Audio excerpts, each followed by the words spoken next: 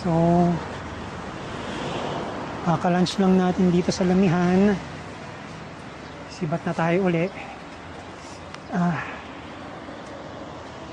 So ngayon, nasa Batangas City tayo. Whoop!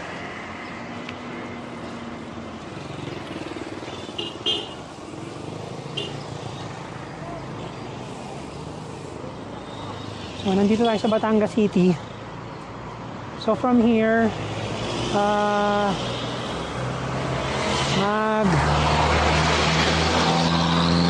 Laguna Quezon boundary tayo.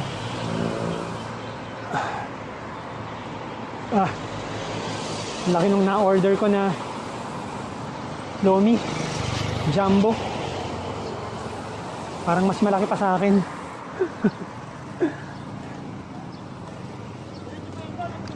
So ngayon tayo ay nakaka 119.8 pa lang.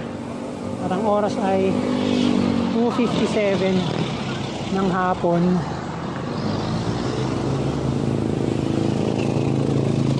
So teka lang, check muna natin yung ating dadaanan. Magpas tayo.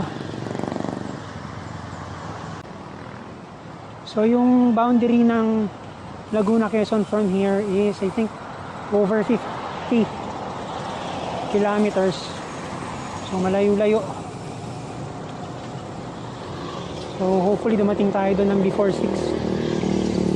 So gagabihin na talaga tayo ngayon. So ang target natin ay makauwi tayo ng bahay ng before 11 sana.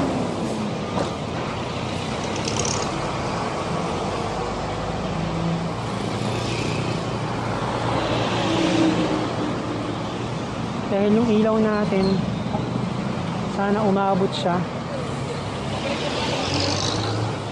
Kapag hindi, yari tayo. So papasok tayo ng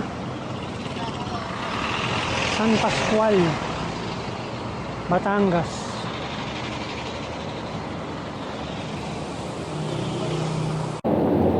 So nandito tayo sa Ibaan, Batangas.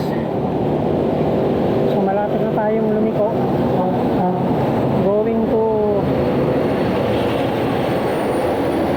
Saong, Quezon. So kakanan tayo rito. So umulan na naman.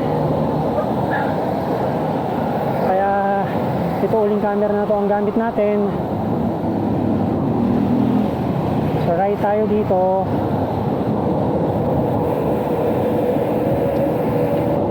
Alam kung saan papunta yun. Left daw tayo.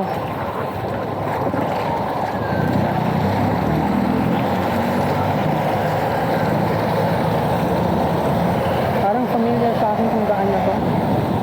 Hindi ko lang sure kung kailan ako dito.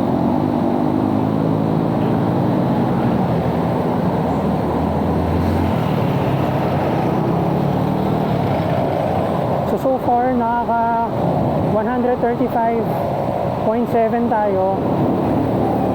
Ang oras ay 4:06 na ng hapon. So dito sa may Padre Garcia, Batangas, medyo maganda yung panahon. Walang ulan, tsaka medyo mataas na yung ulap. Hopefully hindi na umulan mamaya para makabit natin yung Insta natin.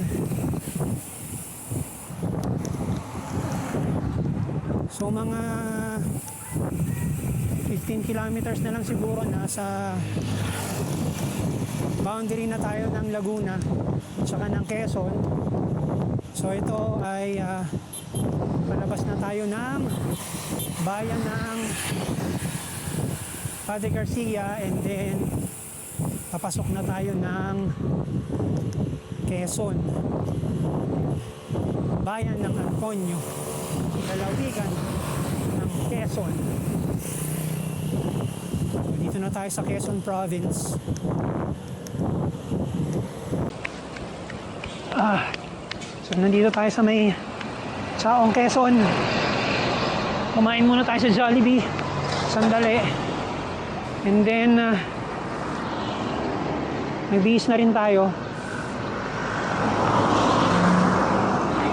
So hopefully, hindi na umulan. Hindi na natin kailangan ng ulan. Since gabi naman na. Sana lang umabot tayo ng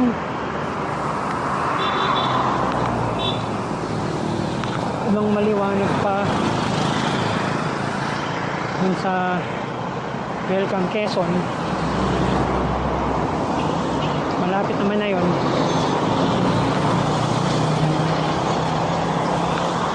So nag-sleeveless na tayo para rest ko sa katawan. And since kanina hindi tayo nag-sleeve, ayan, grabe, umitim kaagad tayo kahit pala umuulan.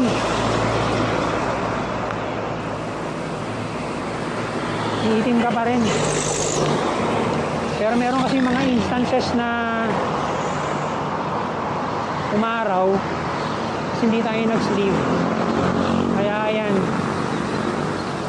sunog tayo. Pati yung paa natin sunog.